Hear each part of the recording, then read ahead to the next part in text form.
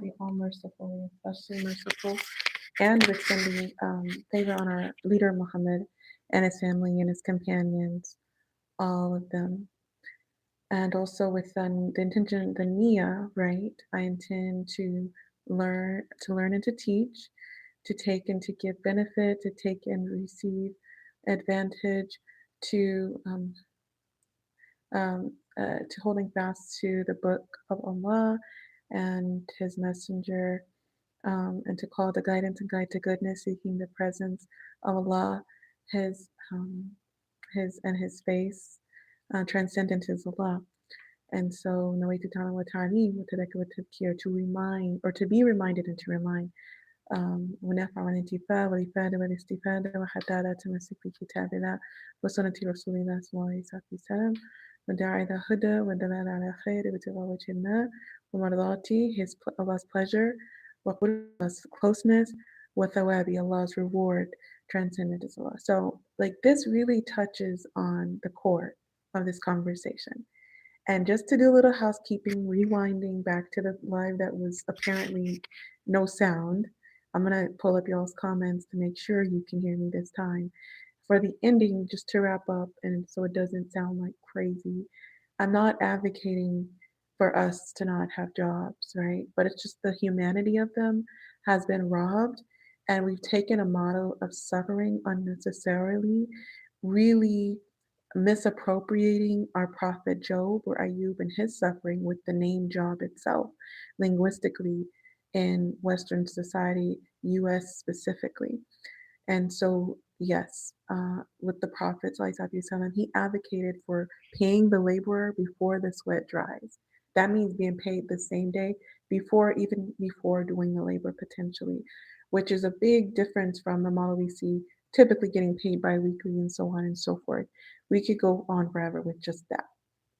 The idea of the oneness of Allah, oneness of the Creator, is a particularly democratic idea that takes the hands out of intermediaries such as idols, like physically, or even just an idea of a bank, being a slave to a MasterCard interest.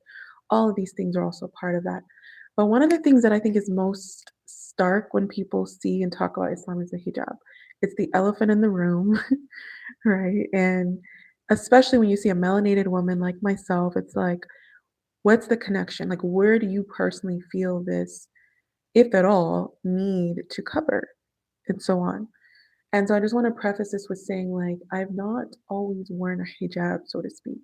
And I have a little podcast on this, like I was giving advice to my friend's daughter based on her request, and gave my little story on how I personally started the desire to wear hijab. I want to speak more on, so that's kind of the why is the face of Allah for everything, which we saw in that initial intent for seeking knowledge, intent for everything. And that's not to say that if you don't cover, if you don't wear hijab, you won't see the face of Allah. You know, um, anywhere, kulli yawmin huwa fi sha'n, every day Allah is in a matter. And Allah also tells us, wherever you turn is the face of Allah. I believe it's in the chapter of the Cow Baqarah, which, by the way, Imam Omar Suleiman has an awesome challenge going on for those of you who are looking for a challenge, memorizing that chapter. But yeah, basically, the face of Allah is hidden and apparent. And yet, for me personally, I've had personal reasons, and I also have reasons that are tried and true. So top of mind is with everything going on with Palestine. To me, it's a big middle finger to society to continue to wear hijab. It is very strangely satisfying to just be able to walk into a gym and lift, upwards of 30 pounds repeatedly in hijab covered. So alaikum assalam, Noob. Are my eyelashes real? Are you taking a survey? You want my social security next? Like, who wants to know? Yes, my eyelashes are real. Even if I did happen to add on fake ones, I would have to have added them on. So of course my eyelashes are real. All right, so um, I wish that you could turn on, if you don't speak good English, just turn on the captions, try to get translate. But I would say that for me right now, top of mind is like it does feel like an act of defiance to wear hijab. And I would be lying if I said I didn't think about taking it off before. That I have always worn. Like I said, I didn't. Like sometimes I just wore a scarf tied back.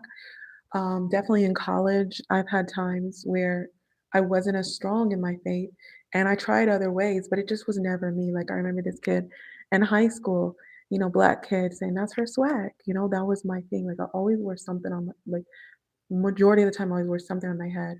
And there's so many things that like I would reason with if you want to go the logic route, appealing to logos, like you always recognize there's something higher than yourself. Your hair is so honorable, but then your scarf is even above that, and it's a reminder that no matter how good you look, no matter how high you think you are and mighty, that there is a being that is higher.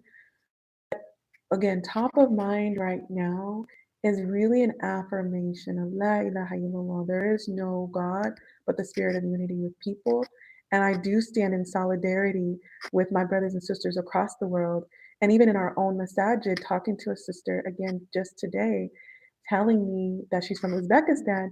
Immediately, my son, he's saying he's hungry. She gives him his crackers. She gives him her crackers.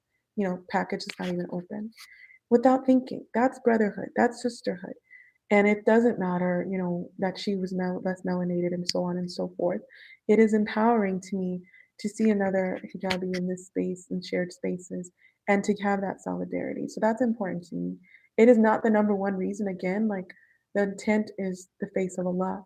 And so again, it doesn't mean that I'm going to automatically see the face of Allah because I have this God, like I try to be modest or somebody doesn't try as much doesn't mean that they won't. But for me, I don't want to take my chances. Like as much as I can do, the law has made it easy for me, then I will do it. I will, or easier than, you know, the alternative. Because again, I would know I've tried the alternative. And to me, it just doesn't feel right. It feels like betrayal. It feels like being a sellout. It feels like my own heart is at war when I do that. Like I'm just basically assimilating or I'm just basically appeasing to oppression. And in any way, shape, or form that I can go against that, I want to. So I don't feel like it's my thing to ever take my, modesty lightly, to ever take the hijab lightly. But I understand it's a nuanced conversation, and the people that don't wear it have their reasons. But like my sister, for instance, she does and she doesn't. She wears it to pray, but it is what it is. Like she is herself, and herself means that she doesn't have it in her right now to do that full time. So another reason, like I talked about the wedge of Allah, the face of Allah, seeking the essence of Allah by any means necessary. Like there's no guarantee that I will by wearing hijab and being modest, but I try to lean into that, just not to take my chances. The solidarity with my fellow Muslim sisters, with my fellow Muslim brothers. I think that sometimes it can be affirming when they see that. And like that's not to say that I do it for them, but I do think that there is a level of pride that comes and taking away of some insecurity that can be imposed on oppressive systems and oppressive people that just want so badly for all Muslim men to be like these horrible terrorists, which they're just absolutely not. Muhammad, sallallahu God bless him, great and peace, to be this horrible oppressor, like I seek refuge in Allah from that. That's the furthest from the truth. And so for me, one big reason, one way, particular how of, okay, so having solidarity with my Muslim brothers and sisters, but also just those who are against oppression, period. Like they see that and they're like, yeah, wear that hijab, like I've heard so many little things. Heard so many things like the opposite of a microaggression, like a micro support or micro expression of like, hey, like you look so good in that. I love that color and this and that. Like that's solidarity.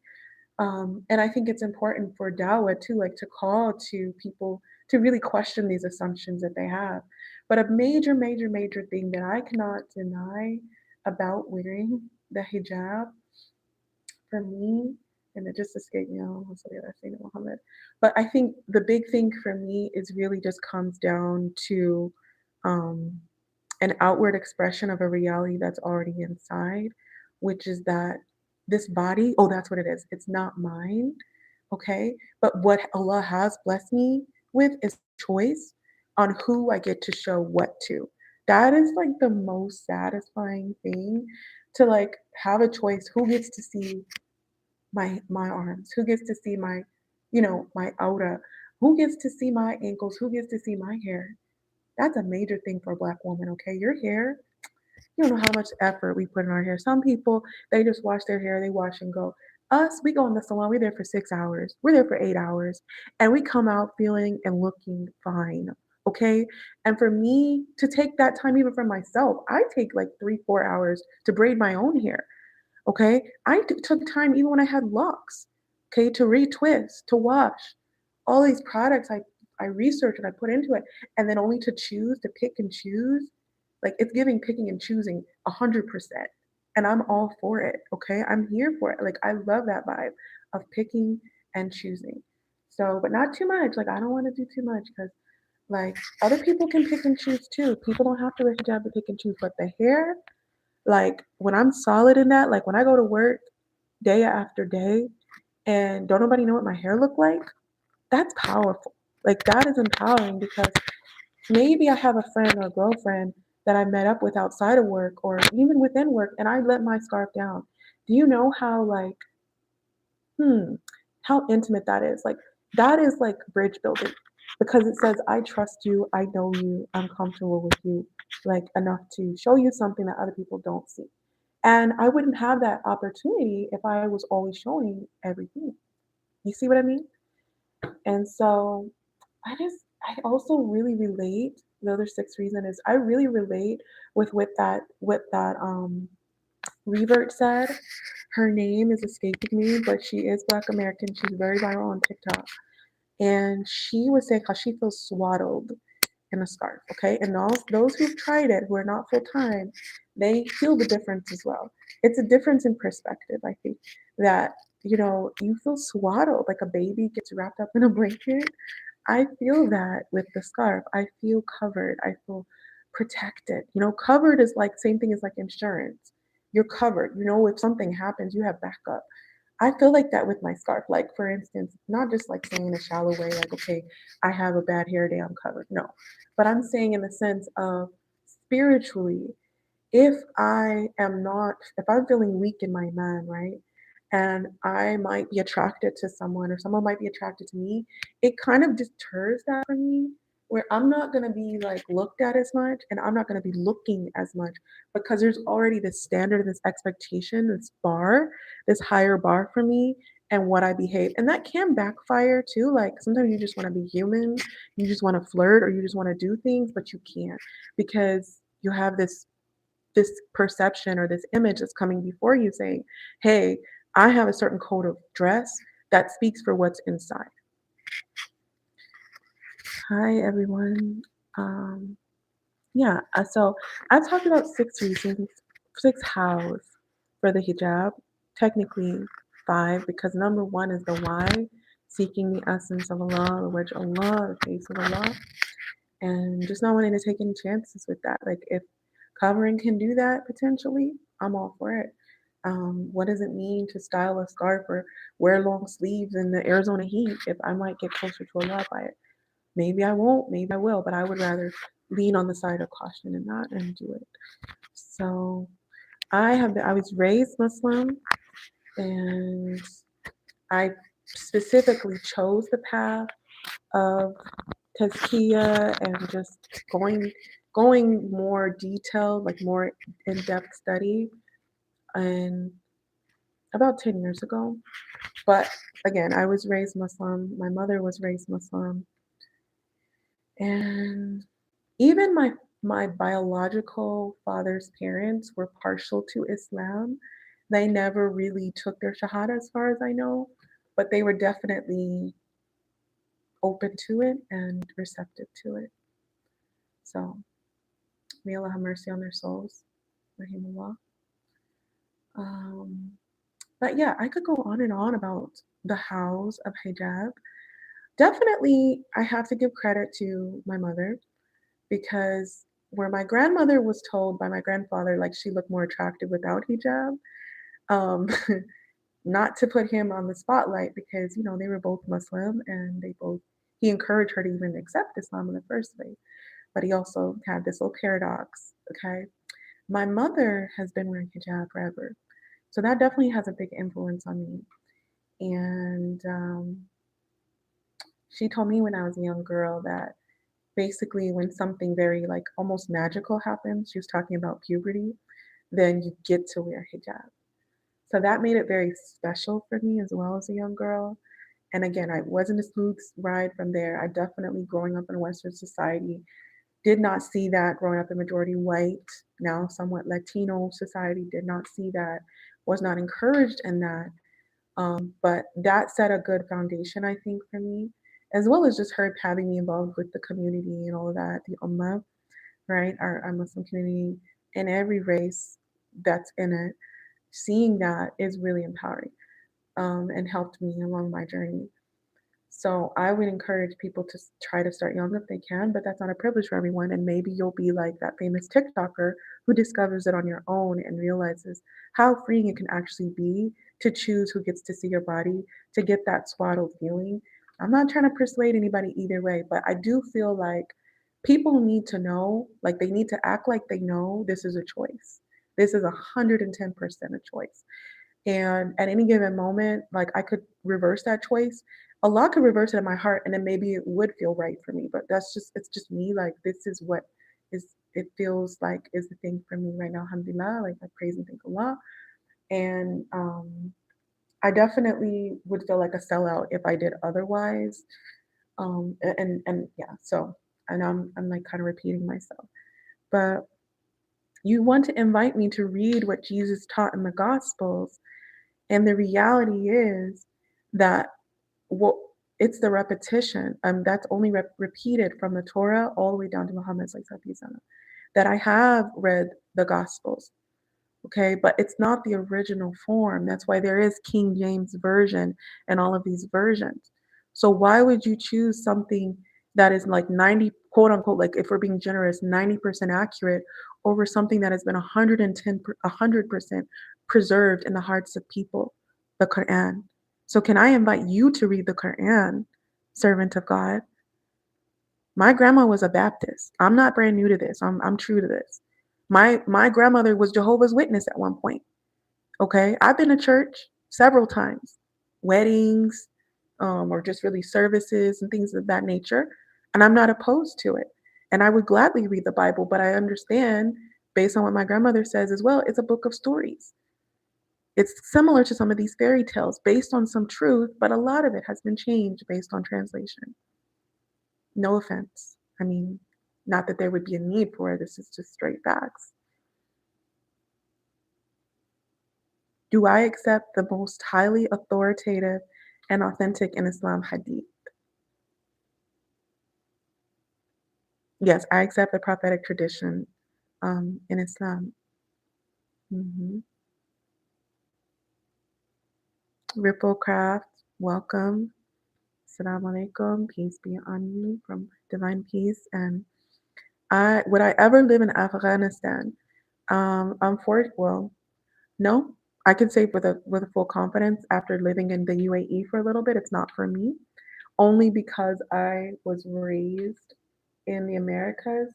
I have Native American ancestry, and I acknowledge the immense privileges, unearned advantages, whatever you want to call it, that we have in the US. I witnessed it firsthand. And if I have privileges that were earned by the sweat and blood of my ancestors, why would I throw that down the drain? Like literally, my ancestors built this country by hand. Okay. So these captured Africans and the Native Americans who died rather than to be enslaved built this country. I'm not going to just throw that down the drain for Afghanistan, but I have full respect, and some of my most influential teachers are from there. hmm I would not live, yeah. So it's not a book of stories. You're right. The Gospels, the Bible, originally was the straight truth of God. And I would accept that because I named my own child after Jesus, just like Jesus in Latino cultures, his name is Isa, which is the name for Jesus in the Quran. My name, Miriam, is named after his mother, Mary. And I'm not the only one. Like, funny story. First time he went to summer camp, there was another Miriam with the son Isa in his same class. And I actually named him after a great teacher. Her name's Sheikha Miriam. She has a son named Isa. So I was following in that path. Um, but yeah, we respect Jesus. We respect the Bible. It is not just a book of stories, but who's to say what's a story and what's not? Well, the Quran, that's what came as the criteria. And that's another thing I want to talk about with the hijab too. This is like a natural furqan. This is a natural criteria because a lot of times I can get vibe checks just off of how somebody responds to this choice. Okay, emphasis on the choice. I can get mad vibe checks just by that. You learn so much, and it's very painful, but hey, pain makes us believers, right?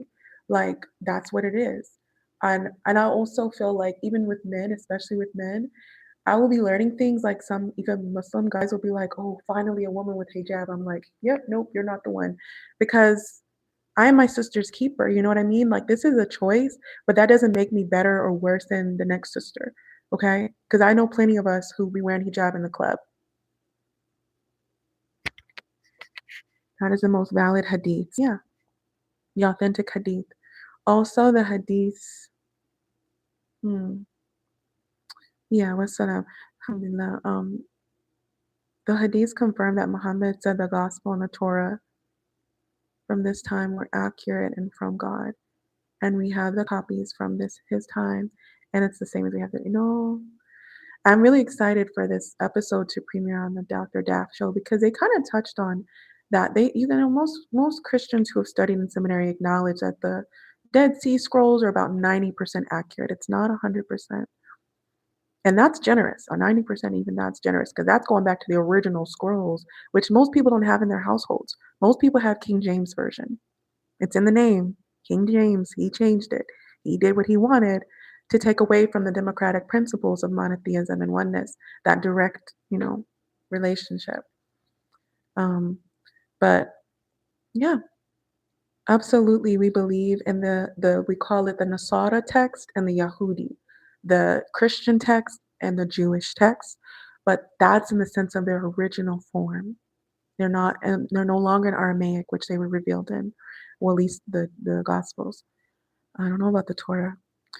Um, the translation is not lost because we have modern language scholars to translate the manuscripts that come from the time of Jesus. And you know what's funny is the most close that you would get to that is like in Ethiopia. And what do the women in Ethiopia look like? They look like Muslims. They cover just like Muslims. They pray very similar to Muslims. Okay, like, I don't know how it can get more obvious, but I think the issue is that we have these colonial mindsets that are blockages, like myself included, that makes it seem so separate, but it's not. It's not. But yeah, you're saying that it comes from Jesus in the end time, even before translation is lost. So look at how the Ethiopian Christians conduct themselves. Look at how the Arab Christians conduct themselves, and then come back and report. Muhammad confirmed the Torah and the Gospel. That was from his time. And we know the books from those times. We have them. It's the same as today. It's not. How do you reconcile King James Version? How do you reconcile, even the Dead Sea Scrolls only being known to be 90% accurate? This is from a Christian's mouth that has gone to seminary. Watch the Dr. Daff show. I think that you'll see this very shortly coming out where I discuss this with a Christian woman who's very well versed in the Bible and Quran, or at least the Bible to an extent, as we know it today. Ishmael is the offspring of Abraham. Yes, he is, as well as Ishaq, Isaac, Ishmael and Isaac. Yeah. What about Aisha? What about her? Allah have mercy on her. That's false. She's a saint. And that's false. The Dead Sea Scrolls have nothing short of miraculous congruence with what we have today. And again, Muhammad confirmed the books from his day, and we have those. Okay. So people have Dead Sea Scrolls in their homes, honestly. If you ask somebody, 9 times out of 10, they're gonna say they have King James Version in their home. No, he didn't change it. They brought scholars from all over the world to translate it to English properly, and we have modern scholars to back it up. In Harvard, they translated the King James Version, and it's a straight. You're talking about the same Harvard that put protesters on blast. You know, there were black protesters against the Zionist regime, against how Israel is doing Gaza right now, and they were humiliated by these Harvard systems. The same Harvard that supports that I don't want to say this, but that has all these creepy parties.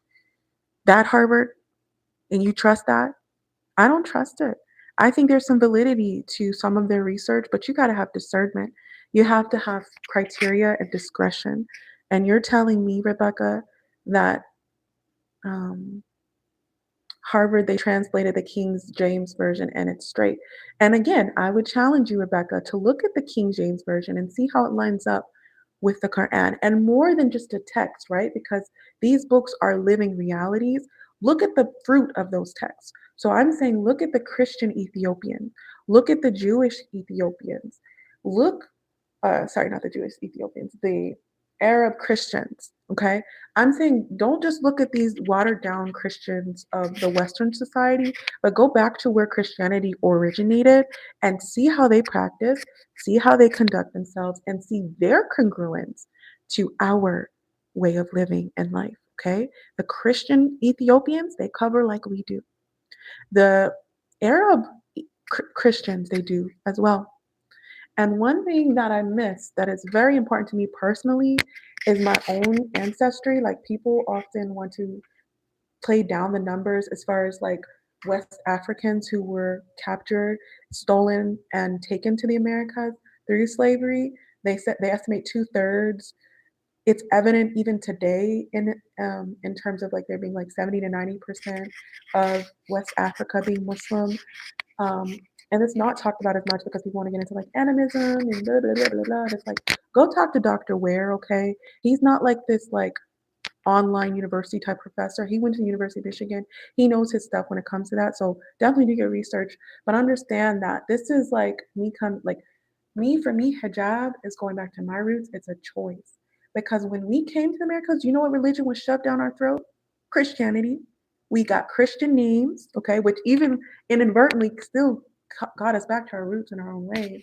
Like some of us still had quote unquote Muslim, Arabic, Egyptian, whatever you want to call it, names.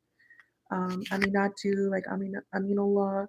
These are names that you would see, like for Harriet Tubman, her original name. But the history is that we were forced into Christianity. We were given Christian names. We were forced to do church on Sundays. And that was our escape. And we still made it our own. Okay, we still preserve some roots. So even if you don't want to go as far as Ethiopia or some Arab countries where there are Christians, look at the Black Christians in America.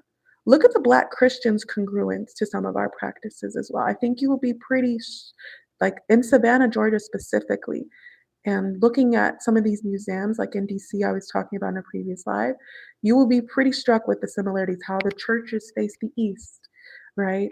Certain things, when they're really practicing Christianity, it, it looks like something else, okay? You will be surprised. You will be very shocked and amazed. But who am I? You know, to me, like when I when I practice Islam, like that's a reclamation of what was already set before me, like my ancestors, and it's inescapable, you know, like this is the natural way. This to me feels natural. And yeah, I think that we learn to be comfortable with things that are not as natural. And I just don't want that because obviously, if you're being faced with being like hanged or lynched or beaten versus wearing a hijab versus keeping your Muslim name versus like not being unalived, of course, you're going to learn to make it natural. You're going to learn to make it your own. But thankfully, that's not the case anymore. Like we have choices. And it is extremely power empowering and a big FU to oppressive systems to do me in the sense of covering.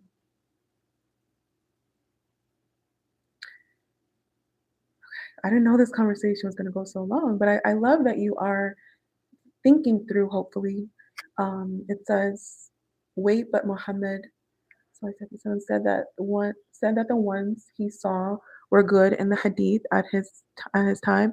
So how can you say the Torah wasn't good?" I didn't say that. I wouldn't say that. The creation of the creation of the pyramids and other megalithic structures seemed from the fall of or 500 fell. Somebody's gonna have to help me understand that. I don't get it.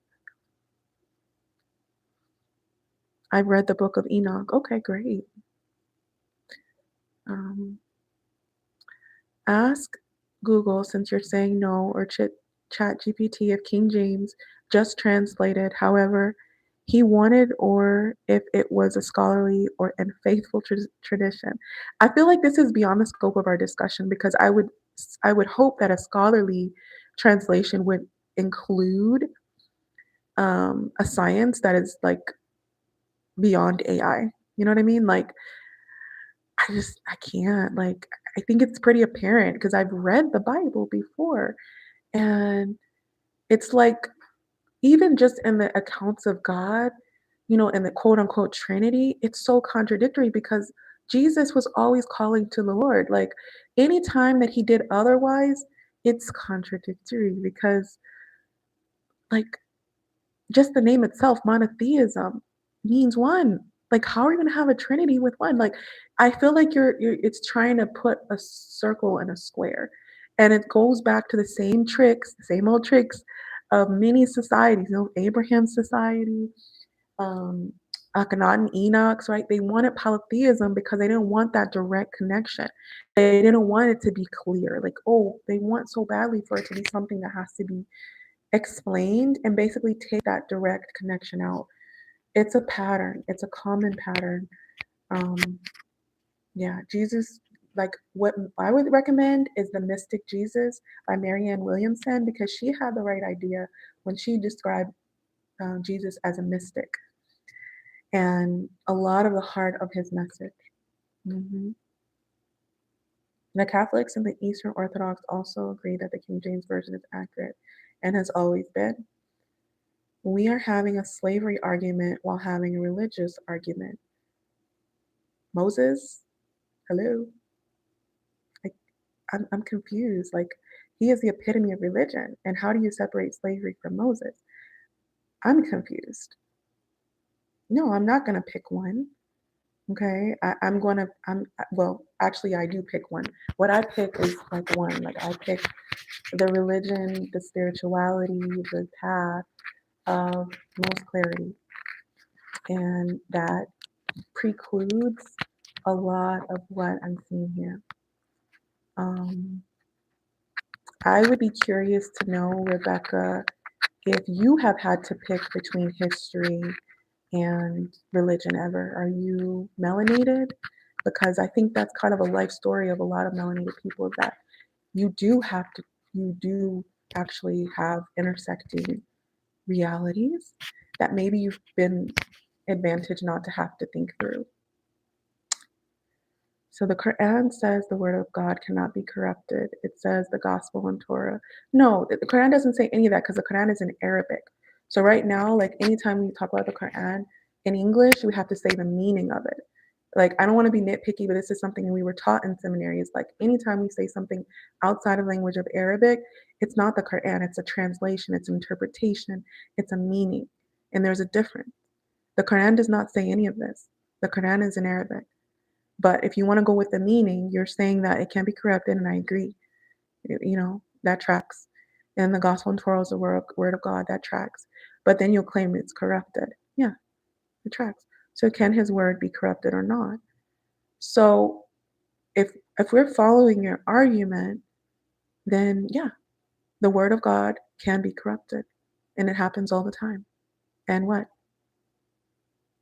The Quran, the final message, no. But previously it was, yeah. Islam came after Christianity. You copied us. Well, you guys copied the Torah if you want to go that route. You copied the Jews, and then, the Jews copied the Egyptians, and so on and so forth. But in the essence of these things, right? The religions is a spirituality and a oneness, okay? And if you again look at the root, like the people really practicing it, then you will see pretty much the same thing. And there is only one God. We're here. A God is not constrained by its creation. Yeah, it's not. The God is not constrained. The God is not affected by time. Yeah, exactly. Or polytheism. We agree. hmm So, but I will say, it really can rub people the wrong way when you want to suppress a history that is apparent, when you want to suppress the colonial influences on Christianity. Okay, so that's all I got. I really just wanted to jump on here to share about hijab empowerment, and somehow we started talking about other things. I did want to share some changes as well. I may not be on tomorrow, so forgive me, but I am challenging myself to go 100 days straight. The reason I say I want to go tomorrow is because I've been on twice already today, thinking that, okay, um, I'm going to be doing like work from home next week, and my days are going to be pretty full. So I'm still trying to figure out how I'm gonna stick to this, with that and having, other responsibilities. But I will do my best, and hopefully, you know, some of this landed.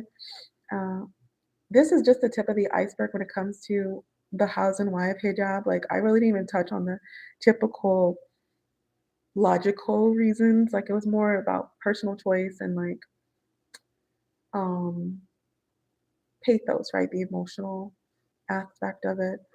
Um, a little bit of ethics, but yeah, like I really could continue next time if that's something of interest. Um, but yeah, basically the kind of stuff that goes on.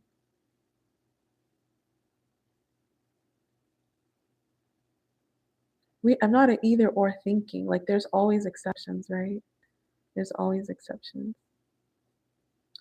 So Allahu Akbar, Allah is the greatest. Um,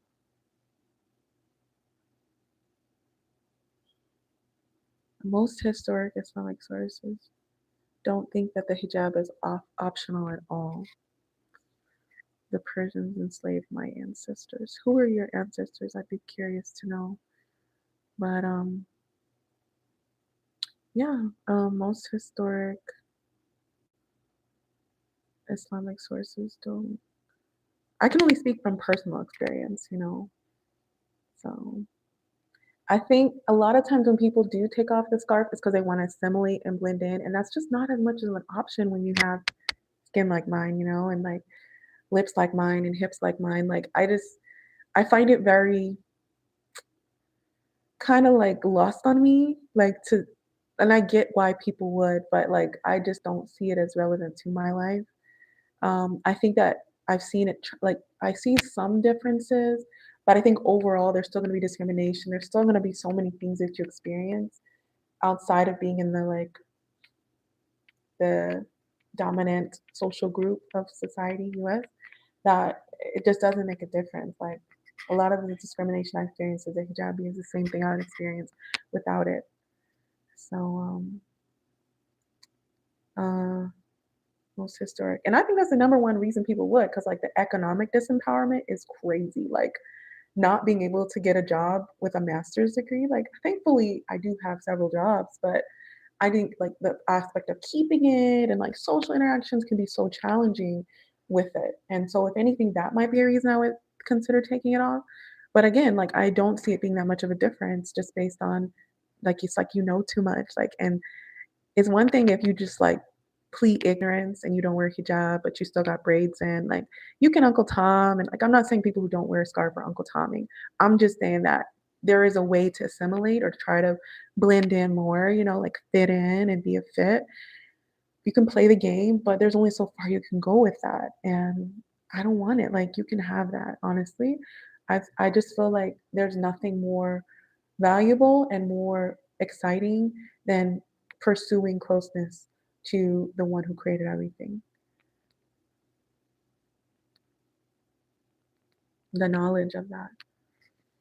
Most historic Islamic sources don't think hijab is optional.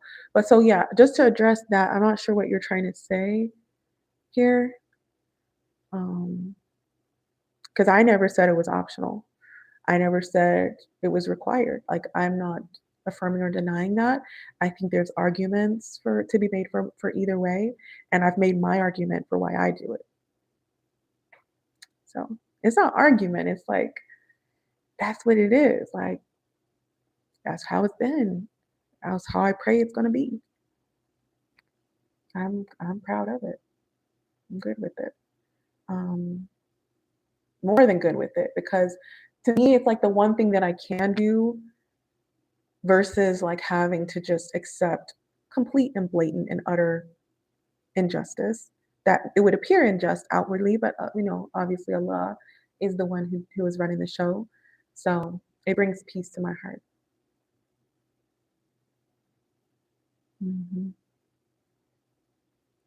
I keep saying hijab, but that's what I'm saying. I'm not going off of a logical argument, although I could make that, and there are many who would and could. I'm going more off of a pathos, like my own emotional connection to it, having a mother who wore it, having a mother who really gave me a foundation for it, having many community members, also just the results and the fruits of actually doing it. So, like on an ethical perspective, being able to pick and choose, right? Who gets to see what of me, okay? As a Black woman who spends 6 to 8 hours in a salon or 6 to 8 hours in front of a mirror braiding her hair only to pick and choose who gets to see it, that's empowering to me, okay?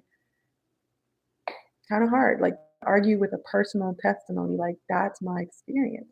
You can try it for yourself because it's not limited to hair, like it's many things. Having something speak before me, like as far as when I enter the room, people just based on the results, like they treat you differently. And to me, it's a vibe check. Like the people who treat me worse, I realize I don't want to be around them anyway. And the people who treat me better or who treat me good or treat me well, despite all the negativity around it, those are my people. Like those are people who I see a lot in, right? Like not in a literal sense, but I see a lot working through. And it's protection and it's a cover, as I said. I think it's not an either or argument actually, because logically this does track as well. It's not just that's again what I'm saying. Like, and I'm gonna have to draw this to a conclusion, respectfully, but it's not just emotions. It doesn't have to be either or.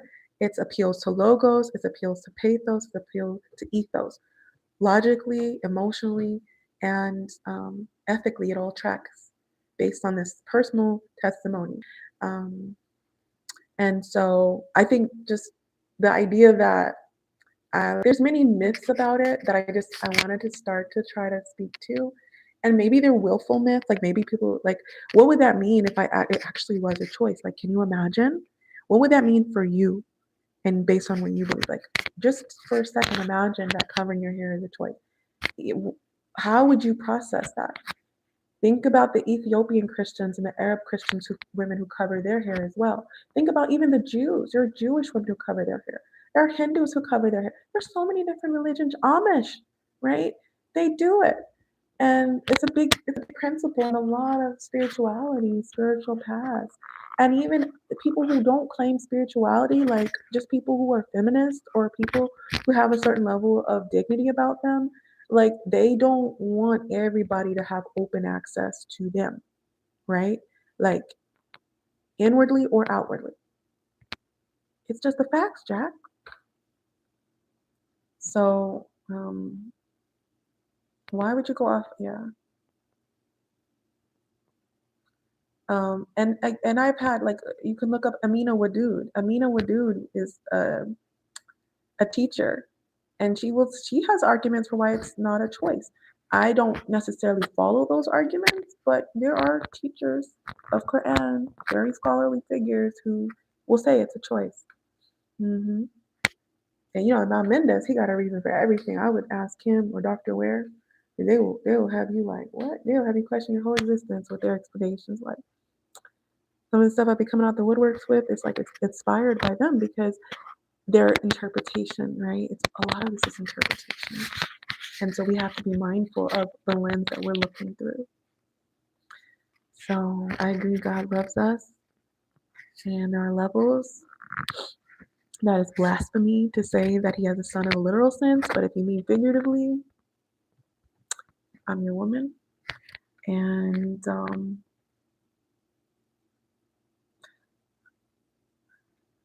yeah, why would you need to go through a son? Like, does that even make sense to you?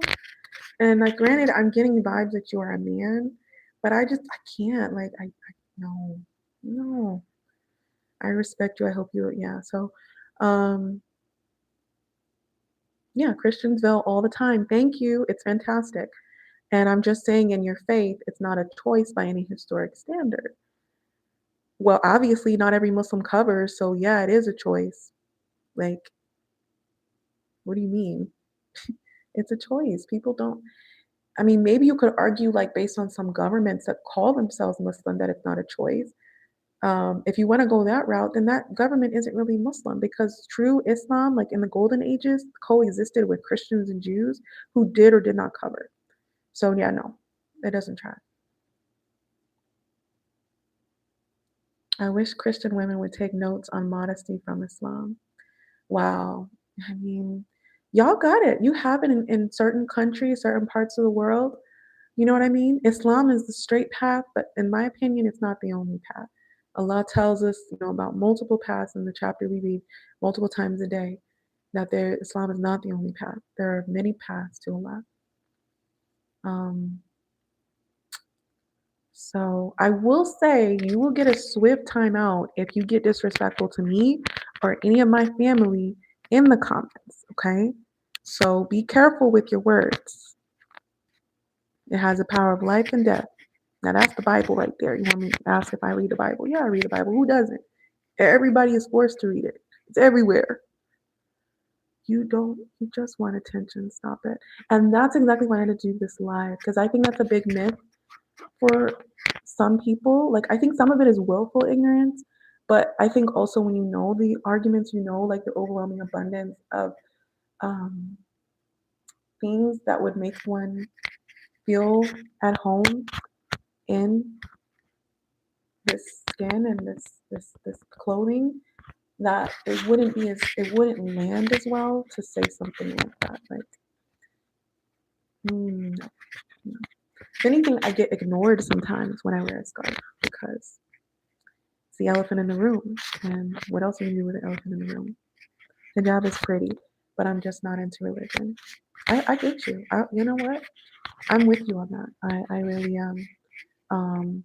For me, like similar to the hijab, like it's like a swaddle, it's like a structure, because I think that sometimes spirituality can be overwhelming and you're just swimming in a sea of like things. Whereas like when you choose a path, a specific path, then it gives you a level of support and just like direction.